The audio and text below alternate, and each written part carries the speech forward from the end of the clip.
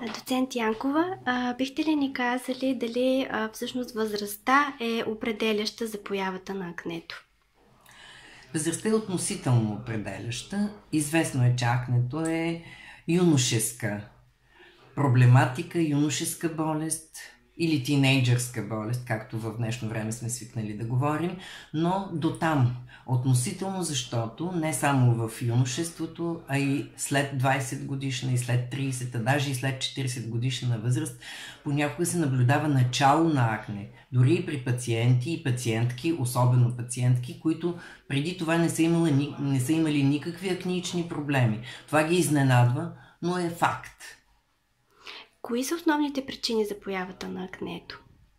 Причините за поява на акне са доста. Те са свързани с хормоналните нива, това е известно, свързани са с различни други обменни процеси, с нервната система. Знае се, че след стресове, след натоварвания, били те по-продължителни или по-кратки, може да се получи обостряне на акнето. Така или иначе е известно въздействието на определени ензими, които активират действието на бактерия на акнето. Той със своето действие също вече в последствие дава като резултат масни киселини, които дразнят кухината на канала на на масната жлеза и на космения фоликул, това е така наречена космено-масна единица, и оттам вече възпалението води до допълнително запушване. Началото тръгва от ефекта на въздействие на себума в комбинация с епидермалните клетки, които постилат този канал на космено-масната единица, натрупват се в него и запушването всъщност е в основата на последващите вече възпалителни акнични лезии. Какви съвети бихте дали на нашите читатели, които в момента основно са тинейджери, как да се грижат за своята акнична кожа? Акничната кожа изисква определени грижи. Те трябва да бъдат добре премерени. Не трябва да са нито свръхвъздействие, нито пък недостатъчни действия. И двете се срещат, разбира се. Как да се постигне този баланс? Трябва да се получи, разбира се, върху кожата такава активност, която да отдели мъртвите клетки, да направи така наречената ексфолиация, това да се случи включително и в канала на космено-масната единица, т.е. да се махне запушалката на комедона, не целият комедон, защото това е грешка и би активирало функцията на масната жлеза. Така или иначе, освен отпушването на космено-масната единица, канала на космено-масната единица, е необходимо, разбира се, и антисептично действие, тъй като все пак има и микробни причинители, и разбира се, доста други балансиращи активности, защото не само тези два процеса протичат там.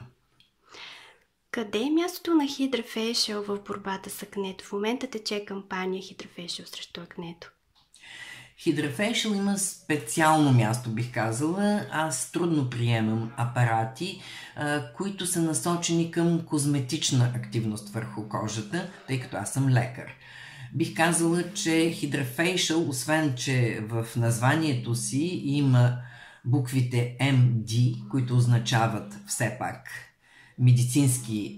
медицински доктор, което е превода, директния превод, той включва дейности, които успяват да балансират това, което ние търсим. Успяват да балансират излющването, обезмазняването с действието, което всъщност ще бъде активно върху тази кожа, с нехормонални, а по-скоро въздействащи активни компоненти, които ще дадат компенсация на излющването, на сухотата, която би се получила като резултат, и няма в крайна сметка да се постигне една залющена, суха, опъната кожа, а ще има кожа, която е добре компенсирана, добре балансирана, ще има хидратиране и ще има усещане на чистота, гладкост и липса на свръхвъздействие. HydraFacial е терапия, която се прилага при професионалисти като вас. В домашни условия обаче какви стъпки можем да предприемем, за да се грижим правилно за нашата акнична кожа? Действията са подобни. Препаратът е специализиран и това вкъщи не може да се постигне, но какво може да се постигне? Има препарати, които имат измивно, антисептично действие, има препарати, които имат ексфолииращо действие и когато те се комбинират, без да има прекаляване на действието в тази посока, с хидратиращи, но не омазняващи, свръхомазняващи средства, тогава може да се постигне нужния резултат. Много ви благодаря за това интервю.